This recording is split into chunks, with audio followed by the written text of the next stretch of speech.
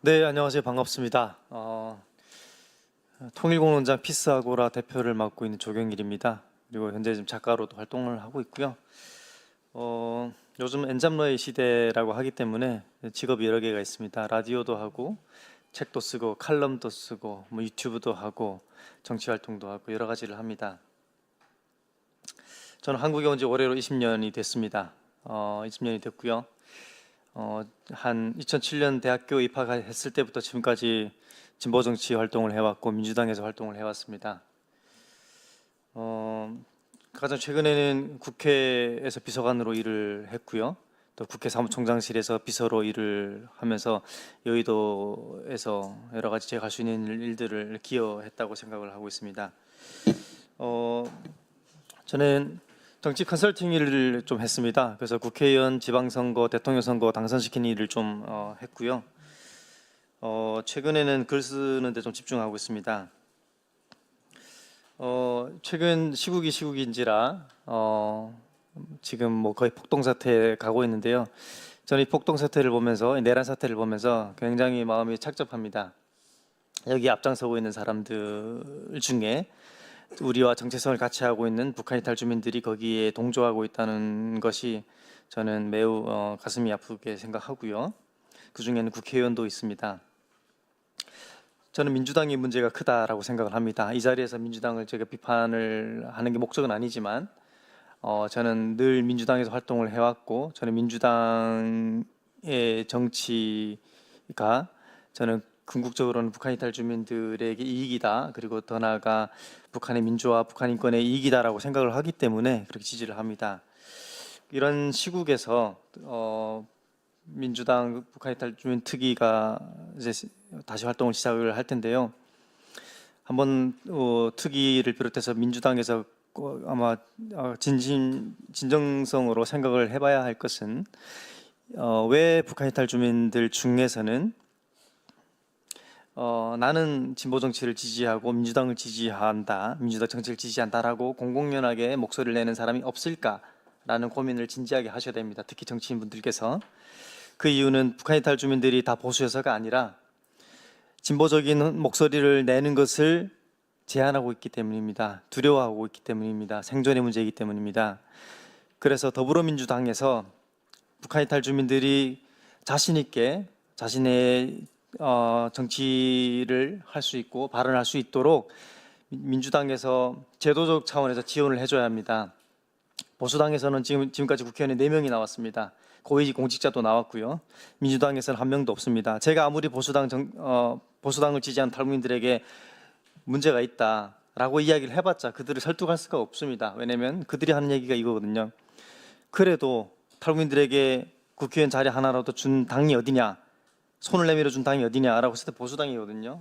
민주당은 왜 못합니까? 안 하는 것이죠. 그래서 우리가 뭐 고민은 많으실 겁니다. 귀인은 어디에나 있지만 귀인을 쓸 수 있는 안목을 저는 가져야 된다라고 생각을 하고요. 저는 이 특위가 그런 시간이 되었으면 좋겠다라는 생각을 하고요. 저는 탈북민들을 도움의 대상 또는 시혜의 대상으로 바라보는 기존의 관점에 저는 많은 문제를 제기하고자 합니다. 탈북민들 중에 이렇게 멋진 분들이 얼마나 많습니까? 이들이 주체적인 당사자로 나서서 주체적으로 자신의 목소리를 이야기할 수 있는 자리를 만들어줘야 됩니다.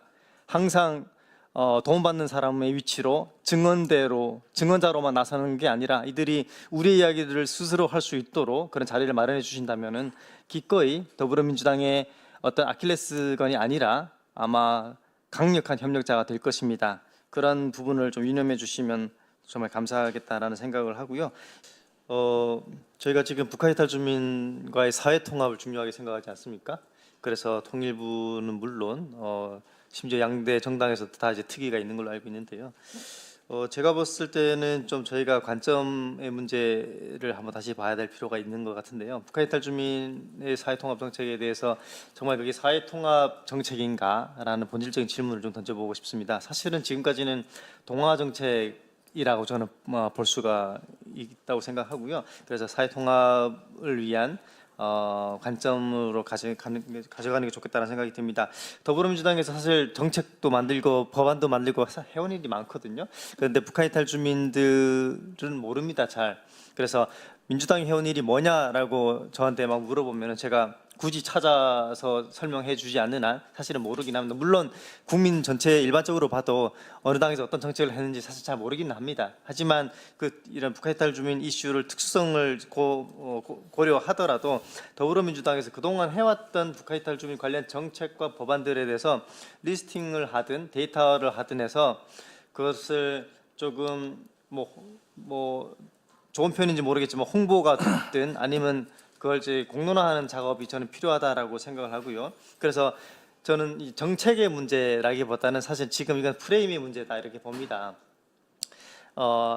담론의 문제이기도 하고요. 그래서 민주당에서 또 이제 특위에서 좀 더 집중할 것은 정책은 디폴트니까 정책은 기본적으로 계속 개발을 하고 개정을 하는 것이 중요한데 더 나아가서 이 북한 이탈 주민들이 북한 이탈 주민들에 대한 더불어민주당의 인식이 밖에 나가면 안 좋습니다. 과연 민주당이 북한 이탈 주민들이 관심이 있느냐?